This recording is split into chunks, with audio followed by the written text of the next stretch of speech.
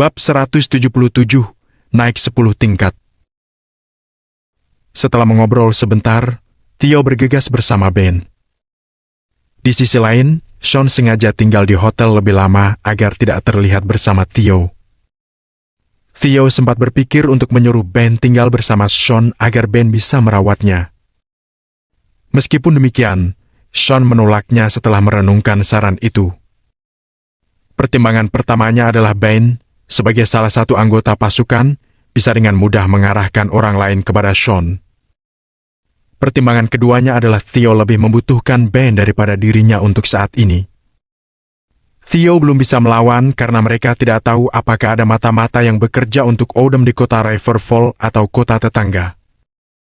Oleh karena itu, yang terpenting dari semuanya adalah menyelidiki masalah ini. Theo hanya bisa mempercayai seseorang yang memang bisa dipercaya untuk melakukan penyelidikan ini dan dia tidak bisa mempercayai siapapun selain Ben. Manajer umum dan wakil manajer umum tadinya ingin mengantar kepergian Theo, tetapi Theo menghentikan mereka. Sean telah memerintahkan mereka untuk tidak menonjolkan diri. Tanpa ragu, Theo menanggapi perintahnya dengan sungguh-sungguh. Karena itu, dia pergi bersama Ben dengan sigap setelah memberikan beberapa saran kepada kedua pria itu. Melihat mereka pergi, sang manajer umum dan wakil manajer umum saling memandang. Keduanya tampak sangat bingung. Kenapa aku tidak memahami pesannya? Wakil manajer umum menggaruk kepalanya, merasa bingung. Theo menyebutkan bahwa dia akan membayar biaya hotel pada tanggal 9 dan meminta mereka untuk berbicara dengan Sean mengenai masalah lainnya. Apa maksudnya meminta manajer umum untuk berbicara dengan Sean karena dia akan membayar biaya hotel pada tanggal 9? Mengapa kita harus berbicara dengan Tuan Lane? Dia merenung. Apakah dia menyuruh kita meyakinkan Tuan Lane untuk menyerah? Wakil manajer umum itu bertanya dengan ragu-ragu. Sepertinya itu satu-satunya penjelasan yang masuk akal. Ayo kita temui Tuan Lane. Semoga dia tidak dipukuli sampai mati. Manajer umum itu merenung sebentar sebelum melangkah menuju aula VIP. Bahkan manajer lobi telah dikirim ke rumah sakit. 3 tulang rusuknya patah setelah ditendang oleh Theo. Mereka tidak bisa membayangkan apa yang akan terjadi pada Sean jika dia bertemu Theo. Sean memiliki hubungan dekat dengan Barnabas. Mereka tidak sanggup menanggung akibatnya jika terjadi sesuatu pada Sean di hotel. Brooke. Baru saja kedua pria itu mencoba mendorong pintu hingga terbuka, seseorang sudah membuka pintu dari dalam. Lalu, Sean keluar dari ruangan itu pelan-pelan, meluncur di atas kursi rodanya. Kedua pria itu segera menatapnya dari ujung kepala sampai ujung kaki. Hah? Dia tidak terlihat terluka sama sekali. Bahkan pakaiannya tetap tidak berkerut. Ini hal yang tak terduga. Sungguh luar biasa. Pikir mereka. Kedua pria ini tercengang. Apa Anda baik-baik saja, Tuan Lane? Manajer umum bertanya setelah sadar kembali beberapa detik kemudian. Memangnya kenapa? Sean balik bertanya dengan gamblang padanya. Tidak, saya hanya... Manajer umum itu terbata-bata pada saat itu, tidak tahu bagaimana menjawabnya. Dia tidak mengkhawatirkan manajer lobi ketika akhirnya dibawa ke dalam ambulans. Dia malah merasa khawatir pada Sean. Tentu saja, dia tidak peduli dengan nyawa Sean. Dia peduli pada Barnabas. Lagi pula, Sean adalah teman Barnabas. Jika Theo memukuli Sean sampai mati di Hotel Lakeside, tempat itu akan digerebek secara teratur jika tidak sampai disegel. Meskipun Hotel Lakeside punya dukungan yang kuat, pejabat daerah tidak dapat terus-menerus membantu mereka. Manajer umum itu menghela napas panjang, merasa lega saat melihat Sean keluar dari ruangan tampak tidak terluka sama sekali. Pada saat yang sama, dia merasa sangat bingung. Jangan bicara macam-macam. Aku ingin dekorasi hotel pada tanggal 9 September 10 kali lebih baik dari standar yang diberikan oleh Hawk. Seseorang akan membayar. Aku akan mampir untuk memeriksa lokasi kalau aku tidak sibuk. Begitu Sean selesai bicara, dia menggulirkan kursi rodanya keluar. Ucapannya terdengar lebih seperti perintah daripada permintaan. Tercengang, kedua pria itu sekali lagi terdiam. Mereka mau tak mau bertanya-tanya mengapa Sean berani mengajukan permintaan seperti itu. Tunggu, Tuan Lane. Kami tidak bisa memberikan tempat untuk tanggal 9. Tuan itu sudah membayarnya. Jadi, kami tidak bisa menolaknya. Manajer umum itu melangkah maju dan memanggil Sean. Sean memperlambat laju kursi rodanya. Tanpa menoleh, dia bertanya, "Apakah kamu tahu mengapa manajer lobi itu dipukuli?" Manajer umum itu tercengang saat mendengar pertanyaannya. Memang, mereka tidak tahu alasan pria itu dipukuli oleh Theo. Meskipun demikian, mereka tidak bisa berbuat apa-apa mengingat status Theo yang tinggi. Apalagi mereka tidak punya keberanian untuk menghadapi Theo. Mereka hanya bisa menyalahkan nasib buruk atas peristiwa itu. Namun sekarang, mereka bertanya-tanya apakah ada alasan di balik kejadian itu karena Sean mengungkit masalah itu. Memikirkan hal itu, manajer umum mendongak, berniat menanyakannya. Namun, Sean tidak terlihat. Apa yang sedang terjadi? Mengapa aku merasa bahwa aku tidak tahu apa yang dipikirkan kedua pria ini? Dia mengerjapkan matanya, masih terlihat sangat bingung. Sebagai manajer umum hotel bintang 6, dia tidak akan bisa mendapatkan posisi itu jika dia tidak memiliki kemampuan. Meskipun demikian, bahkan dengan kecerdasannya, dia tidak dapat mengetahui apa yang terjadi di hadapannya. Crane? Crane? Saat itu, telepon wakil manajer umum berdering di sakunya. Dia mengeluarkan ponselnya dan melihat bahwa itu adalah panggilan dari karyawan yang mengirim manajer lobi ke rumah sakit. Halo, manajer. Kabar buruk. Manajer lobi dipukuli karena dia telah menyinggung tuan itu. Aku khawatir pria itu akan menyalahkan kita juga. Nada bicara karyawan itu terdengar gugup. Menyinggung pria itu bagaimana? Wakil manajer umum itu langsung bertanya. Manajer umum itu juga telah beringsut mendekati telepon. Manajer lobi mengatakan kepadaku bahwa dia dipukuli karena dia mengatakan sesuatu yang tidak sopan kepada Tuan Lane. Kemudian, tuan itu masuk dan menampar wajahnya. Pegawai itu menceritakan semuanya kepada mereka. Bab 178, Orang yang tak tertandingi. Saya mengerti. Setelah mendengar laporan itu, wakil manajer umum mengakhiri panggilan. Manajer umum itu juga sudah mendaftarkan semua yang mereka dengar. Mereka berdua kemudian saling tatap selama setengah menit karena keterkejutan telah melumpuhkan indera mereka.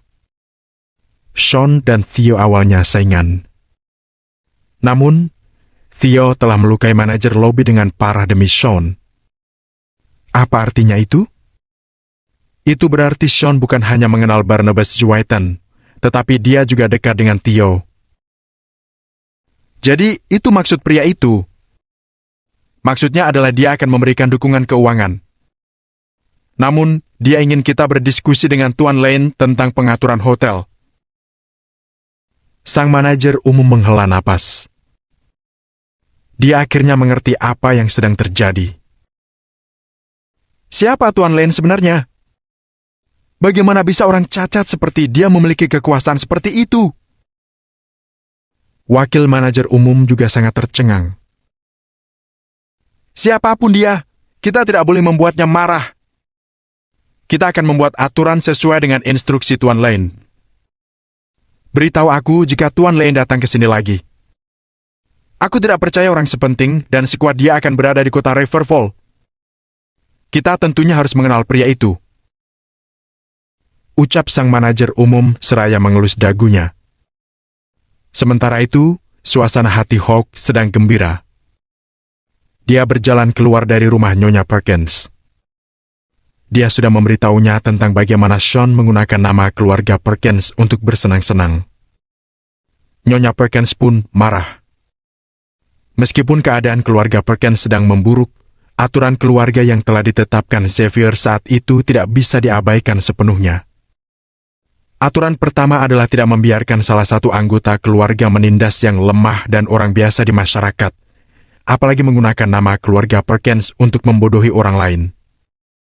Itulah mengapa tidak ada yang tahu Tina adalah bagian dari keluarga Perkins bahkan setelah 1 tahun masuk taman kanak-kanak. Sean telah melanggar aturan keluarga. Nyonya Perkins yang sedang marah kemudian memanggil May dan menegurnya dengan kasar. Dia merasa tidak ada gunanya berbicara dengan Sean secara langsung, jadi dia menyuruh May yang berurusan dengan Sean. Sementara itu, Hawk menyaksikan semuanya di samping. Dia sudah menyangka Nyonya Perkins akan memarahi May. "Hei, Sean, aku akan menyingkirkanmu dari keluarga Perkins. Namun, aku juga tidak akan membiarkanmu menikmati saat-saat terakhirmu bersama keluarga Perkins. Lagi pula, kamu adalah orang pertama di kota Riverfall yang punya nyali untuk memukulku." Hawk mencemooh sebelum menginjak pedal gas dan melaju kencang. Sementara itu, setelah meninggalkan hotel, Sean pergi untuk berbicara dengan Scott sebelum kembali ke kediaman keluarga Perkins. Waktu sudah menunjukkan hampir pukul 7 malam saat dia sampai di rumah. Saat itu, jam kerja Nora sudah berakhir. Kemudian, Sean mendorong dirinya untuk membuka pintu menuju ruang tamu. Tepat saat itu, dia mendengar suara orang yang sedang berdebat. "Mama akan mengaturmu sekarang. Setelah dia bisa berdiri, dia harus meninggalkan keluarga Perkins tanpa membawa apapun. Kamu tidak perlu membelanya. Besok, kamu akan membawanya ke dokter dan Mama yang akan membayar tagihan medisnya. Segera sembuhkan kakinya agar dia bisa keluar dari rumah ini secepat mungkin." Terdengar suara marah May dari ruang tamu. Saat Sean mendengarnya, tatapan dingin melintas melewati matanya. "Siapa kalian keluarga Perkins sampai-sampai bisa memutuskan kemana aku akan pergi setelah aku mampu berdiri? Saat itu, tak seorang pun di Draconia berani memutuskan kemana aku pergi, apalagi orang-orang di kota Riverfall." Sean bergumam pelan sebelum mengulurkan tangan untuk meraih gagang pintu. "Ma, aku baru sadar bahwa aku menyukainya." Terdengar suara Nora. Sean tersentak dan gerakannya berhenti sejenak ketika mendengarnya. "Dasar bajingan! Bicara apa kamu?" Suara May terdengar melengking. "Aku tidak tahu, aku mengkhawatirkan dirinya sekarang. Aku merasa nyaman saat melihatnya. Aku pikir itu bentuk tanggung jawabku untuknya. Namun, salah satu temanku mengatakan itu tandanya aku jatuh hati pada seseorang. Jadi, aku pikir aku telah jatuh cinta padanya." Nora menggumam sambil menggigit bibirnya. Kamu ingin membuat Mama terkena serangan jantung?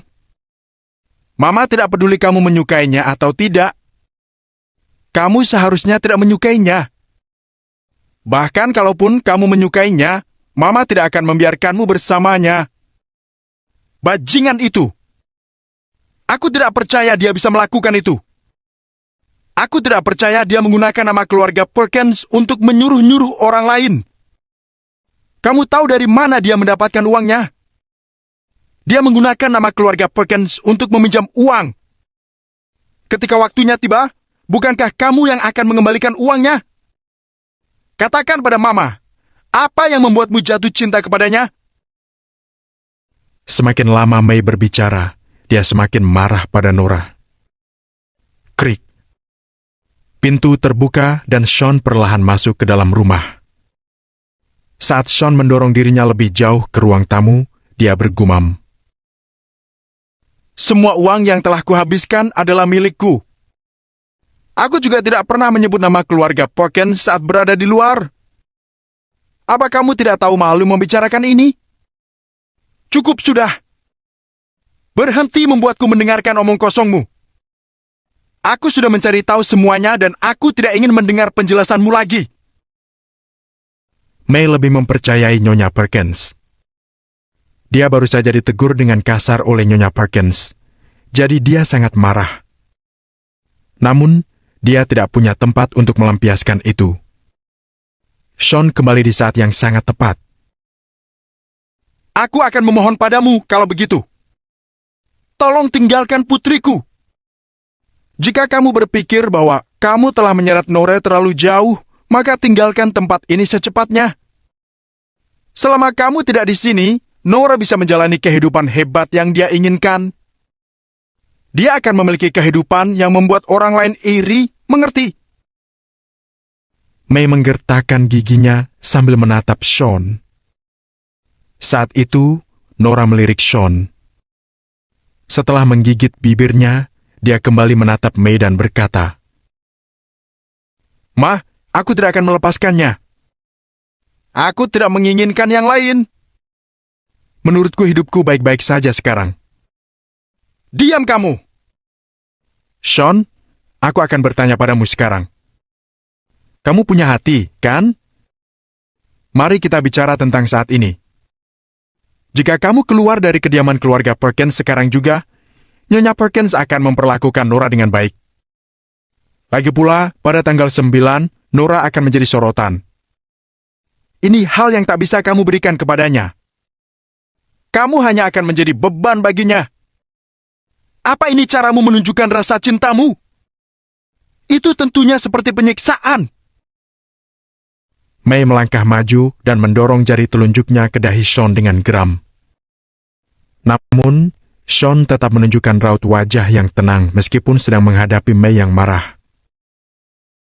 Kenapa Nora butuh jaminan orang-orang di sekitarnya kalau dia sudah luar biasa? Selama dia mengatakan kata itu, aku akan segera berinvestasi dan membuat sebuah perusahaan untuknya. Dia akan menjadi pimpinan perusahaan itu. Saat Sean mengucapkan kata-kata itu, baik May maupun Nora membeku. Adapun pada tanggal 9, Sean perlahan berbalik dan menatap Nora dengan lembut. Tanggal 9 milik Nora dan aku. Pada hari itu, nama kami akan terlihat di Hotel Lakeside. Bab 179, wanita paling bahagia di dunia. Tanggal 9 dan Hotel Lakeside harus menjadi milikku, kata Sean sambil duduk tegak di kursi rodanya. Suaranya keras dan jelas. Untuk sesaat, May terpana dengan sikap Sean. Mata Nora bahkan terbelalak tak percaya saat menatap Sean. Dia tidak tahu kenapa Sean begitu percaya diri, tetapi sepertinya dia tidak mungkin berbohong tentang hal seperti ini. Meskipun dia berbohong, tanggal 9 akan tetap datang.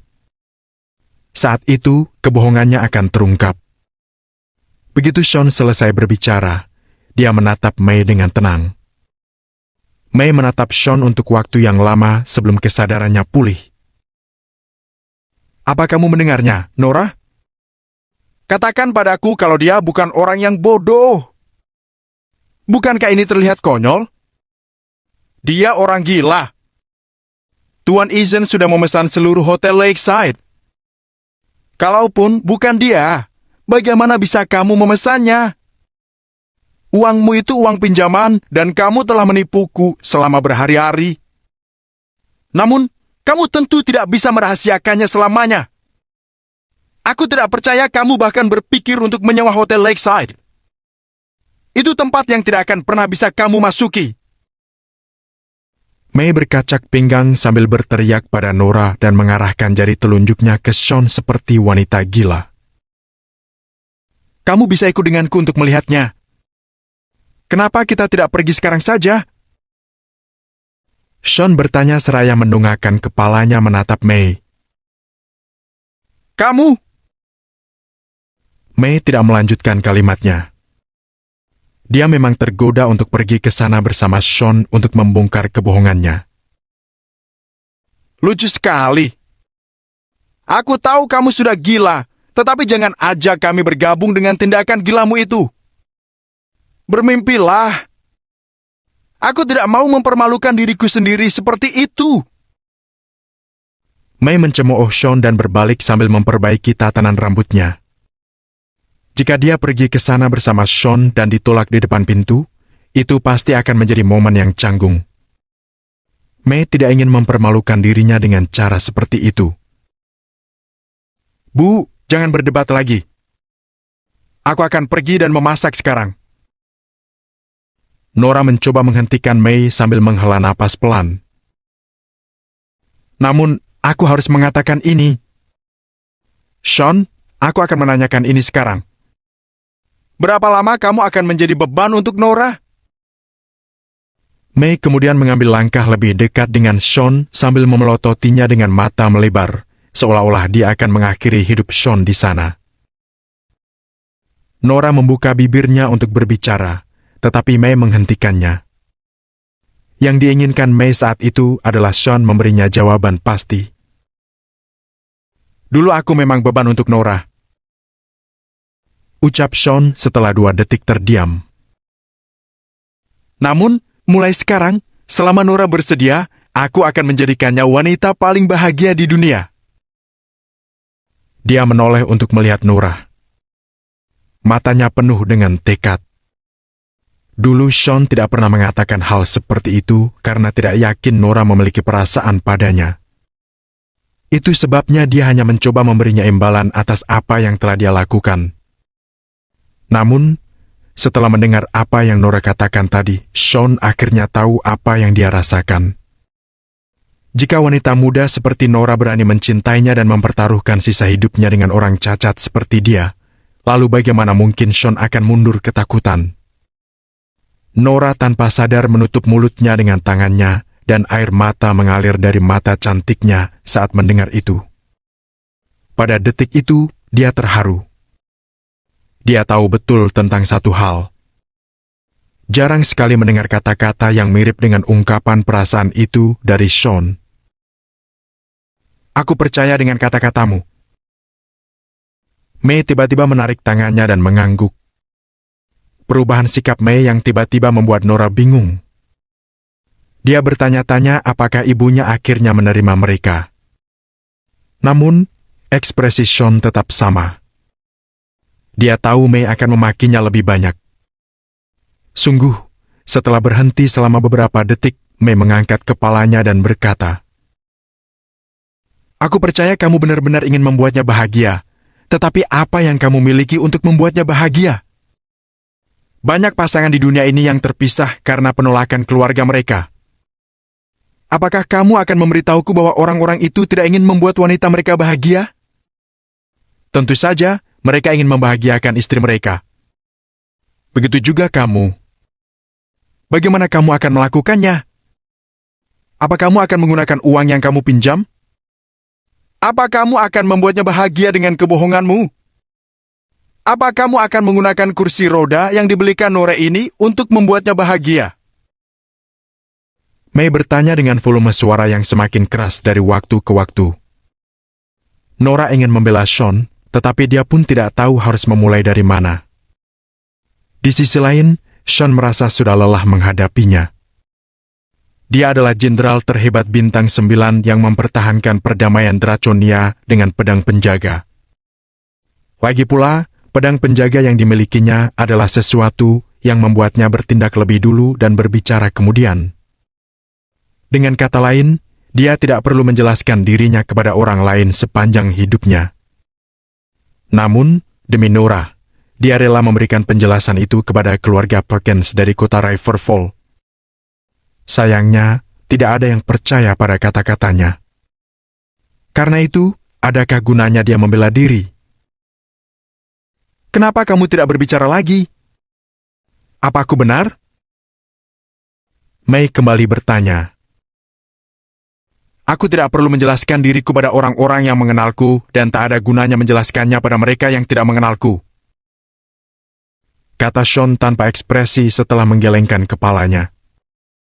Jika May bukan ibu Nora, dia tidak akan mengucapkan satu patah kata pun padanya. Bab 180, bersumpah demi hidupku. Setelah mencibir, May menoleh untuk melihat Nora dan berkata, Nora, apa dia memang seperti ini? Dia bahkan tidak ingin repot-repot menjelaskan setelah aku membeberkan kebohongannya. Bu, dia sudah menjelaskannya padamu, tetapi kamu tidak akan percaya kepadanya. Nora dengan pelan berkata pada ibunya, Percaya kepadanya? Kenapa aku harus percaya? Bukankah dia pembohong ulung? Dia bilang dia seorang dokter hebat dan dia bisa menyembuhkan penyakit Nyonya Perkins. Tetapi kenapa dia tidak menyembuhkan kakinya dulu?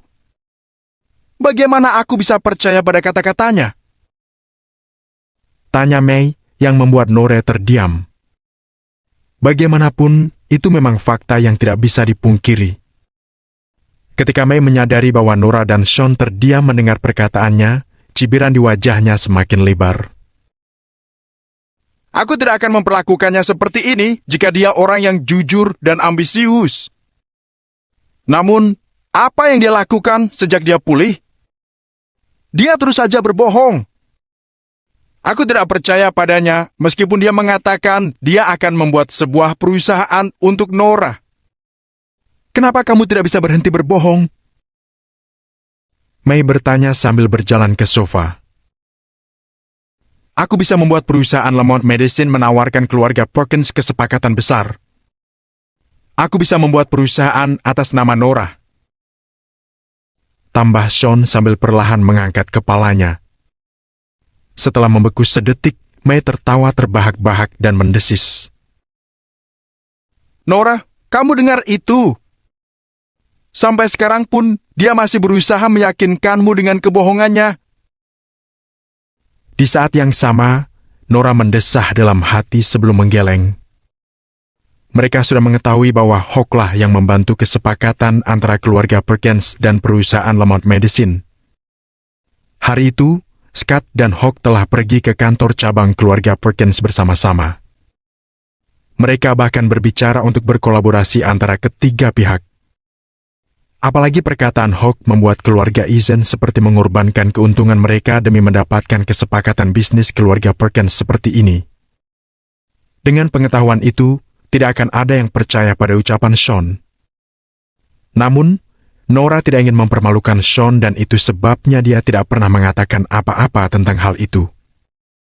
Dia takut Sean akan melarikan diri dari keluarga Perkins jika dia mempermalukannya dengan cara itu. Baiklah, jangan bicarakan itu lagi.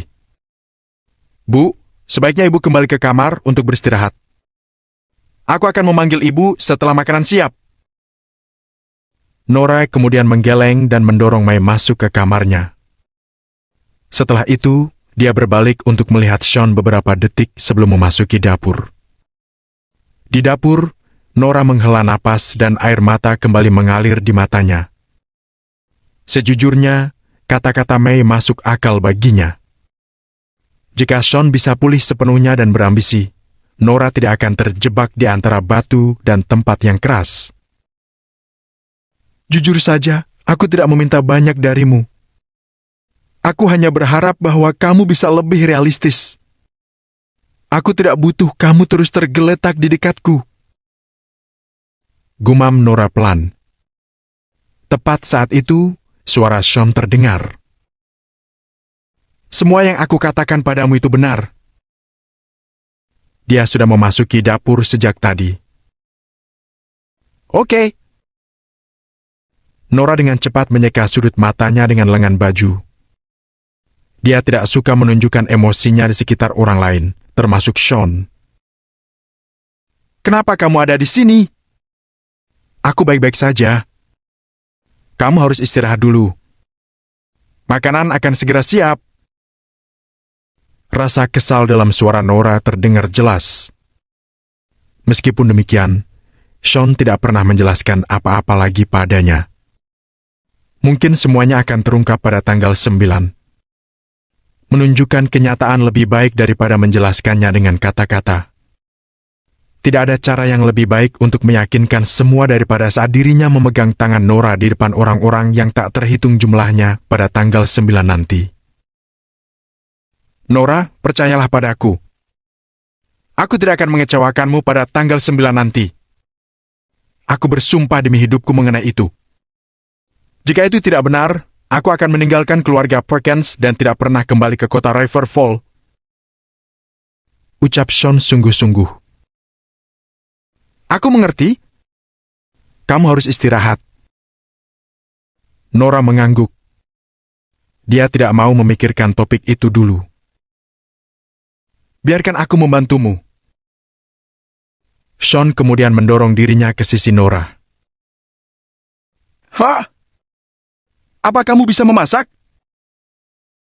Tubuh Nora membeku sebelum menatap Sean terkejut. Tentu saja. Bahkan para koki di Hotel Bintang 6 menganggapku sebagai mentor mereka. Canda Sean. Huff. Nora tahu bahwa Sean berusaha mengubah suasana hatinya dan dia tidak bisa menahan tawanya ketika melihat wajah serius Sean. Nora menggeleng sebelum memaksa Sean keluar. Baiklah. Dapur ini terlalu kecil untuk kita berdua. Salah satu harus keluar sekarang. Nanti kita akan punya dapur yang lebih besar. Untuk saat ini, biar aku saja yang memasak agar kamu bisa beristirahat. Kamu sudah merawatku selama 2 tahun ini. Kamu memasakkan makanan untukku dan kamu bahkan menyuapiku. Sekarang, kamu bisa istirahat. Ketika Nora mendengar kata-kata Sean, dia terpaku. Dia bahkan tidak tahu kapan Sean mengambil pisau itu darinya. Tak. Meskipun talenan agak tinggi untuk Sean yang menggunakan kursi roda, dia masih bisa meraihnya. Pada awalnya, gerakannya sedikit kaku, tetapi kecepatan memotongnya menjadi semakin halus. Suara mata pisau membentur talenan kayu menimbulkan suara menetak berirama. Dia telah memotong kentang menjadi potongan yang sama tanpa membuat kekacauan. Wow! Nora tersentak sambil membelalakan matanya.